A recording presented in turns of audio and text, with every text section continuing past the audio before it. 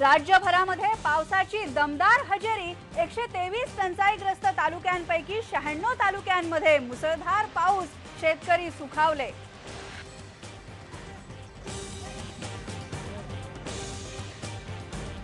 बाबतीमध्ये केंद्र सरकारने जर काही लवकरात लवकर योग्य भूमिका घेतली नाही, केंद्र सरकारने जर आपली जबाबदारी पार पाडली नाही तर देशात विजयाचं गंभीर संकट येऊ शकतं।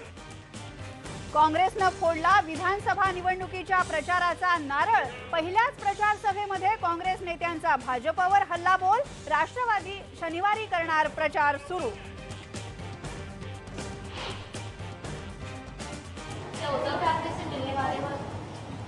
अभी जो प्रोग्राम है उसमें ऐसा कुछ तय नहीं हुआ।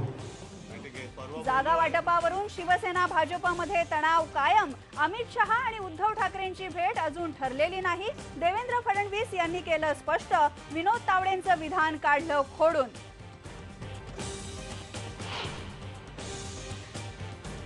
उपमुख्यमंत्री अजित पवार यांच्या विरोधात भैया देशमुख निवडणूक लढवणार। गेल्या वर्षी भैया देशमुखांनी पाण्यासाठी केलं होतं आझाद मैदानावर उपोषण। वन कर्मचाऱ्यांच्या संपाचा व्याघ्र प्रकल्पांना फटका। आंतरराष्ट्रीय शिकारी टोळ्या झाल्या सक्रिय। वन विभागानं राज्य सरकारला अहवाल पाठवूनही दखल नाही।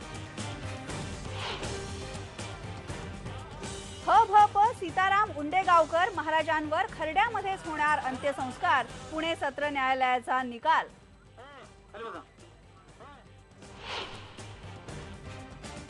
आणि ओझरच्या गणपतीचा जन्मोत्सव सुरू। दुर्मिळ दागिन्यांनी नटलेलं ओझरच्या गणपतीचं रूप खास IBN लोकमतच्या प्रेक्षकांसाठी।